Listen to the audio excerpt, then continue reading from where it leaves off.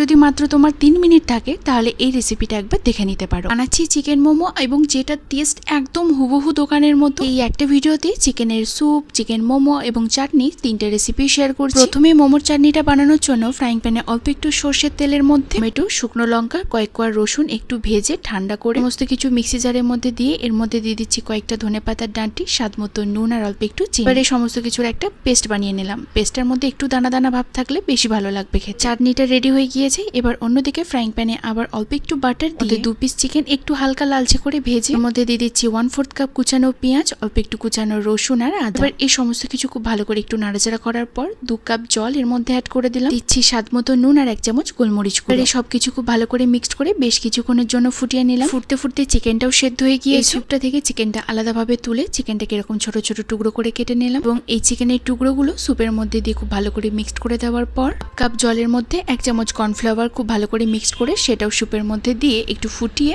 সবশেষে বেশ খানিকটা পরিমাণে কুচানো ধনেপাতা এর মধ্যে অ্যাড করে দিলেই রেডি চিকেন স্যুপ। এদিকে মিক্সি জারের মধ্যে দিয়েছি বেশ খানিকটা পরিমাণে বোনলেস চিকেন, 1 ইঞ্চ আদা, 12-14 কোয়া রসুন আর 2টো কাঁচা লঙ্কা। এবার এই সবকিছুর একটা পেস্ট বানিয়ে নিলাম। এবার এই পেস্টের মধ্যে দিচ্ছি স্বাদ মতো নুন, 1 চামচ গোলমরিচ গুঁড়ো আর 1 চামচ সাদা তেল। প্রথমে এই সবকিছু খুব ভালো করে মিক্সড করে নেওয়ার পর মধ্যে দিয়ে দিচ্ছি বেশ খানিকটা পরিমাণে কুচানো পেঁয়াজ। পেঁয়াজটা কিন্তু একদম ছোট ছোট টুকরো করে কেটে নিতে হবে। তোমরা চাইলে চিকেনের সাথে অন্য সবজিও একটু অ্যাড করতে পারো। মোমোর চিকেনের পুরটা তো রেডি হয়ে গিয়েছে আর এদিকে ময়দাটা মেখে নিচ্ছি। তার জন্য বাটির মধ্যে 1.5 কাপ ময়দা, স্বাদ মতো নুন, অল্প একটু সাদা তেল আর পরিমাণ মতো জল দিয়ে খুব ভালো করে ময়দাটা মেখে নিলাম। আর এই ময়দার মন্ডটা থেকে ছোট ছোট লেচি কেটে একদম পাতলা ছোট ছোট লুচির মতো করে বেলে নিয়েছি। এবার এর মধ্যে চিকেনের পুরটা দিয়ে খুব ভালো করে মুড়িয়ে নিচ্ছি যেভাবে ভিডিওতে দেখাচ্ছি। আমি মোমো সাধারণত এই শেপটাই করতে পারি, অন্যগুলো খুব একটা ভালো হয় না। তোমরা তোমাদের পছন্দ মতো যে কোনো শেপেই মোমোগুলো তৈরি করে নিতে পারো। আমি আরো একবার দেখিয়ে দিচ্ছি মোমোটাকে কিভাবে শেপ দিয়েছি।